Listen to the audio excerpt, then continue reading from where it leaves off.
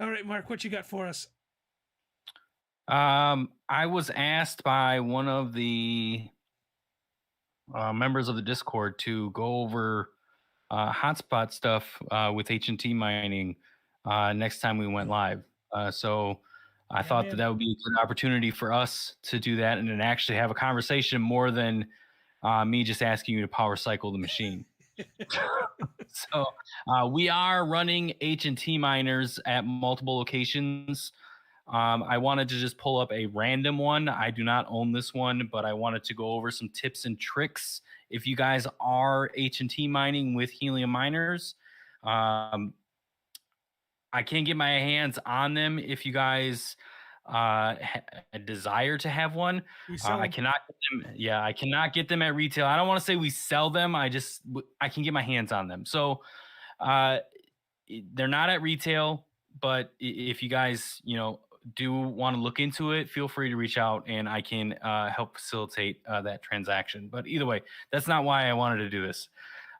So Sure. I wanted to go over some tips because one of the conversations that I did have with someone is they were upset that the miner wasn't making what they thought it would be in a populated area.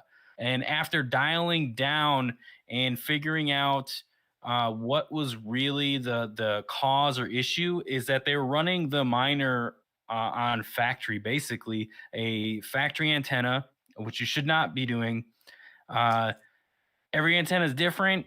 You got to do your own research as to figuring out what antenna is going to be working for you. A lot of people love the 5.8 dBi antenna when it comes to helium mining. Also, if you guys want to, feel free and chime in on any suggestions and or questions with helium. We run on a majority of our machines an 8 dBi antenna. I am in the Phoenix metro area, a very populated area when it comes to H&T miners. This is just one side of the valley right here. But if you scroll out, you start to see it is crowded, like way too crowded. And I am averaging with just my helium miner roughly about $10 a day. In that, I don't have a really good transmit scale, and that's not really one of the benefiting factors of you making a lot of H&T. But one thing is when you do get a miner, if you guys are looking into mining or you do mine H&T, a stronger DBI antenna than the factory is my number one thing that I wanted to just basically present. Um, what have we been experiencing with our miner at the mine? Other than they're very difficult when you first get them. They can be very frustrating when you first get them, and you have to be patient with the miners because they are syncing to the blockchain. And some of these machines, Syncrobit specifically, will say that they are synced to the HNT, the Helium blockchain, and they are not. The app for Helium is awful and will tell you that it is syncing for days and days and days. And the machine may tell you that it is 100% synced. And in most cases, you should be trusting your dashboard when it comes to that. But in reality, it's a mixture of both. When it says it's synced, it may not be synced. The blockchain's constantly moving. And what happens there is that it gets out of sync. And with some of these machines, they reboot.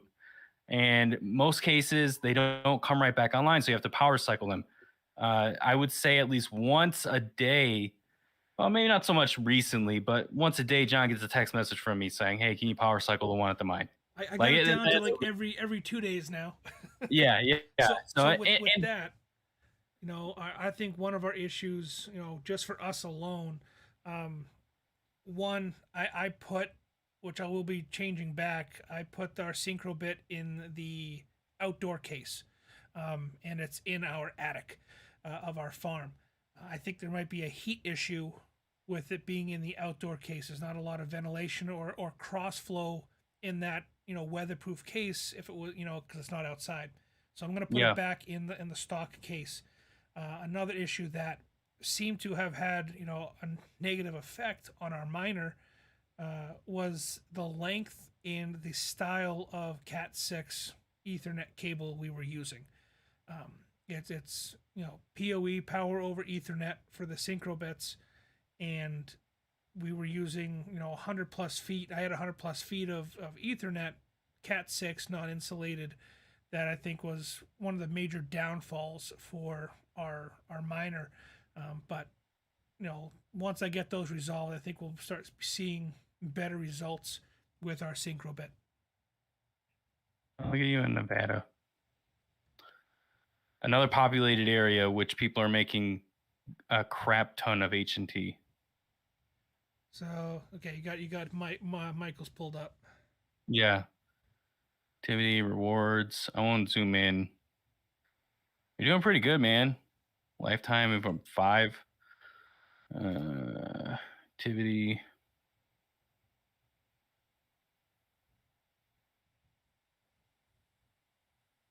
Yeah, so your transmit scale is about the same as mine. So you should be at least around $10 a day. So just definitely look. Yeah, look at this whole area. Wow. Um. Yeah. So one thing is, what I would recommend is, I see that you're close to a lot, but you're on a border where you may not be close to other miners. What I would, in some, this is very sometimes questionable, sometimes not, it's a very a topic for debate, right? So Helium allows you to adjust your location for safety reasons, uh, and and adjust your location virtually, I should say, inside the app. This could cost you $10 worth of Helium, but definitely something to consider. Do your own research and seeing if this is something that would be benefiting for you. But just a tip on for me at least, get away from these other miners. The What I would recommend is, you're in an area where it's kind of bulk, but there is this small little area where there's not really any miners. For safety, right off the bat, I would tell you to move there anyways. But it, to help and benefit, maybe give you a little bit more profit, I would move your miner away from everyone else. It just to help you, again, to get you a little bit more. Yeah. Now, it could adjust, it could jump your transit scale a little bit, which helps other miners too. So you're going to be helping the network. So you shouldn't feel bad if you do that. But it will help this number as well, because this number is not good. This is what you get paid off of. And this is not lucrative enough for your machine, basically, that your miner. And I sound like an idiot. My bad. So he should move his location, like maybe to the southwest a little bit of where his current location is. Yeah, where it's like not really by a lot of other miners is basically what I'm saying. So check it out in the app. You can move it. You before you confirm things and spend money, take a look at it. What I would recommend is log in with your Discord on this website, app.hotspotty.net, and go into the reward scaling, and it allows you down here. You can edit placement. I don't want to do it with yours because I have to zoom in and actually get closer to where you're actually at with it. And you can move your miner, so you can move it over here, and it'll tell you how much better your transmit scale gets. Now, because you are in this hex that is not, it's densely populated, it's not going to change it by a lot, but it's going to be enough to change it. To You'll see a notice, is what I'm saying, in the profitability that you have on your HNT hotspot.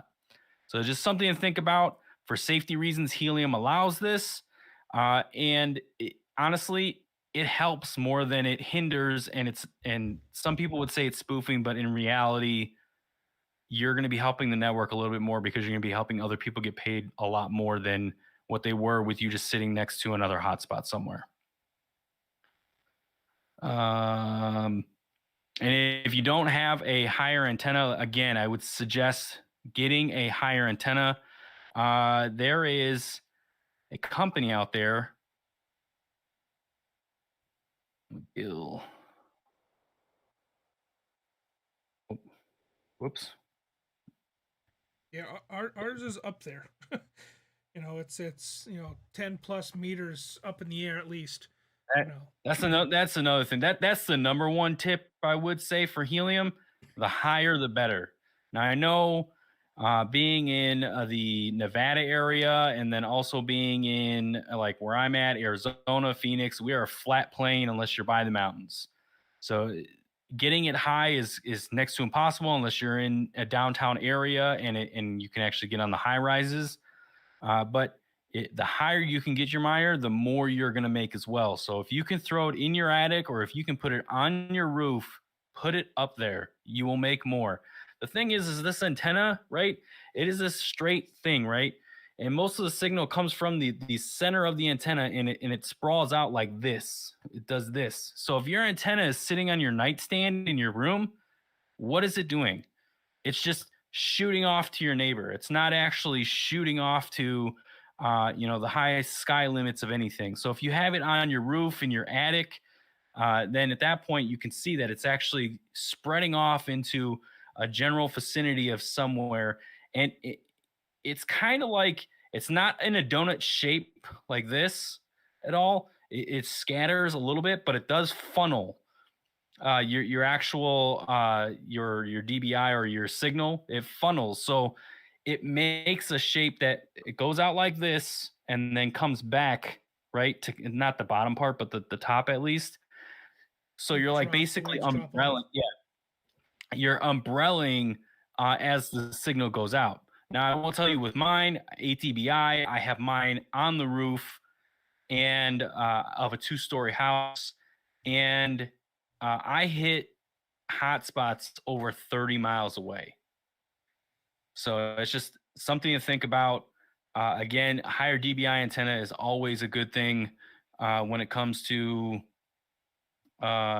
helium mining, but you also have to do your research because if you're in a high rise right now, 6, 7 stories in the air, and you got helium hotspots all over the place, you may only need a 3 or 4 DBI antenna because everybody's below you. But if they're not, and you're scattered out, like in the Nevada area, Phoenix area, things like that, getting a higher DBI antenna will actually extend your range so you can hit hotspots all over the place. Hartzell says, we are 60 miles to the nearest miner. We have customers in between. Could we set up a chain of miners and get to our location? Yeah, you can. So I have seen on threads out there where people are having, they're doing like remote setups. You definitely can. So when you buy a miner, you can do whatever you want to do with it, right? And the one thing is, uh, you want to be equal. You want to be far enough. You want to be close, but you want to be far enough away. So when you go on to Hotspotty, or even if you go on to the Explorer of Helium, they show all these hexes, right? Where your miner is. Just try to be the next hex over. If you're trying to do a chain, like you're saying, maybe make it a couple different hexes.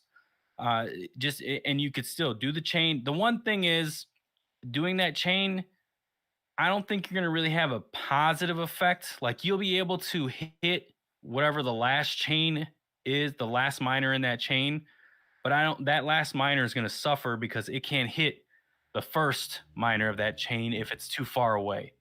So, and you also have to take in consideration, like every time you do a beacon, you get paid off your witnesses, and you can only have a max of 18 witnesses every time you do a beacon. So instead of doing a chain, what I would recommend, if you can, I would make a grid. And I'm not saying that this is cheating or gaming the system, but China is definitely doing this. They have, you can go and zoom in on the Helium network, and you can see where they basically blanketed a grid, and it's all the hotspots. Basically 18 hotspots set up in a grid style, distance far enough, and they're just pumping out helium. So that would be if I was gonna do it one way, that's the way that I would do it. I would do it in a grid style versus a chain of miners down in one specific row, if that makes sense. But these antennas, sorry, these antennas here, these McGill microwave, these are the antennas that you want to look at They make a 6 dBi and a 9 dBi. Now, the guy that is in Nevada, where he's like basically on the edge of the valley, one thing that I might recommend is getting a directional antenna. I mean, it'd be great for maybe not this particular one, but something similar like here it is. Yeah. So what I would recommend is you're on the back, right? So something behind you is basically hindering other hotspot miners to go there, correct? So you want to hit everybody that way. Well, you have an antenna right now that's just going like this, in a circle around you. Well, not in a circle, but it's Umbrella. pinging. Yeah, it's umbrellaing basically. So this is directional, and it basically will shoot off whichever way you direct it. So it might be advantageous for you to get a high DBI antenna that specifically just shoots out one way. Forget your neighbors. I mean, it's great. They'll be able to see you, but honestly, you want to see everybody else that's further away that has a good transmit scale because that's what you get paid off of, their transmit scale. So maybe even if you look around in your area, like south of you, there are more uh, transmit scales that are like at 1.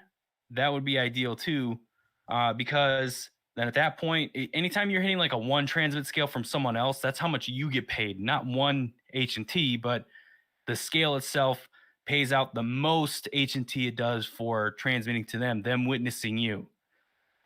So it's just something to think about. This is actually fairly cheap compared to some of the antennas that are out there. So Well, I'm over here researching something. you're getting tired of my shit. Yeah. Well, I'm trying to read the response to questions and answer and setting up for the next segment. Okay. So let me bring up my chat here again.